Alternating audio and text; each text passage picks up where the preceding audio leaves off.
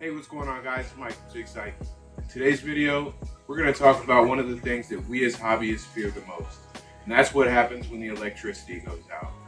It's not like we had a total power outage here at my house, but we did have something happen where one electric outlet caused the entire military room to go down.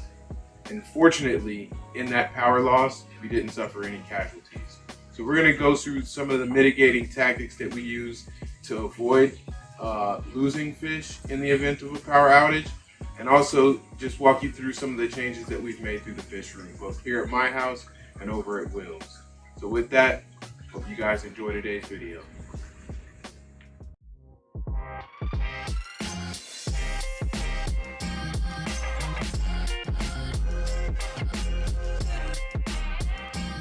Let me start by saying that we apologize for missing you all the last couple weeks. With both of us traveling a lot for work, being active parents, and caring for our fish rooms, it doesn't take much to disrupt the time we have to create content. From foot injuries and near electrical disasters to tank setups and teardowns, the past 2 weeks has been chaotic. So let's go back. It was a Friday night, and I was in the fish room thinking about all the ways I could make the fish room more efficient. Earlier that week, I had just made the decision to give all the German red females to a friend in the area and completely broken down the 40-gallon aquarium that housed them. So now I had an empty tank and plenty of ideas of how to fill it. But instead of adding any new fish, I decided to combine all of the fish of my smaller tanks, the 10-gallon, the 20-gallon, and the 29-gallon. In doing so, I not only made feeding and water changes easier, but I also lightened the current electric load in the house. And that's what I spent the weekend doing. It felt great, knowing that I still have smaller aquariums if I needed an instant hospital tank, but it also provided me with the additional equipment for tanks that I continue to run. I used the substrate, decor, and filtration from the 3 tanks that I broke down to set up this new 40-gallon community setup. And even though I like more of the natural looking aquariums, I love the way the decor looks for this community tank. So I went to sleep Sunday night feeling very good about the progress that I made over the weekend. But Monday morning, I was awakened by a phone call from my wife, where she simply said, "You need to come down, and you need to come down now. There's no power in any of the aquariums in the military room." So I rushed downstairs and immediately started to assess the situation. Yeah, so we woke up this morning and all the power in this room with no trip breaker, no trip circuit has gone out. So gonna have to call an electrician, figure it out. But it's just this room. Looking at the other rooms close to the military room, I noticed that they all had power.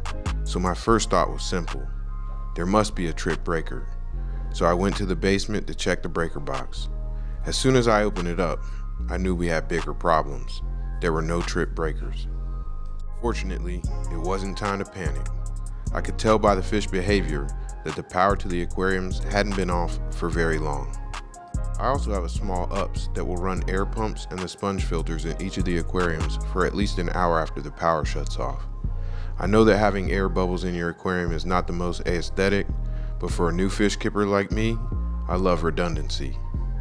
I've also noticed with the wave makers in a few of my aquariums have randomly stopped working, where I've had to simply take the fan guard off, the fan will cut back on, and then place the guard back on, which is another reason that I love having redundant surface agitation.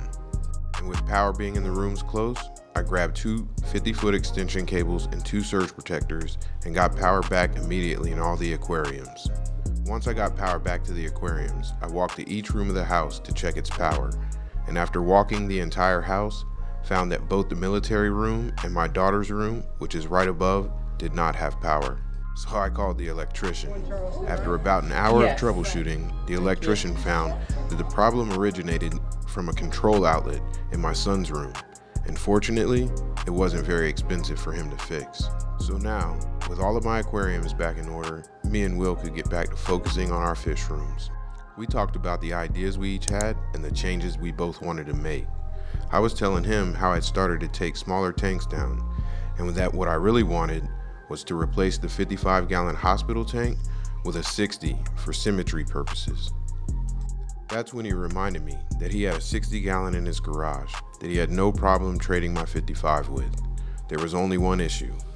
When he took the takedown, he put it on his back deck overnight, and it rained that night, and the paint on the back of the glass bubbled and cracked. I told him that was no problem at all, so he packed it in his truck and brought it over the next day. I then went to Home Depot, bought some paint remover and a paint scraper. I was amazed when I found that I didn't even need the paint remover. The paint came off near effortlessly with the paint scraper. I spent the rest of the day painting the aquarium with this flat black Krylon indoor-outdoor paint. After putting on the first coat, I decided to kill some time. I put my youngest two in the car for a nice adventure to my local fish store, Nova Tropicals. It was also perfect because it was then that I decided to buy some black substrate and driftwood to aquascape the new 60-gallon setup.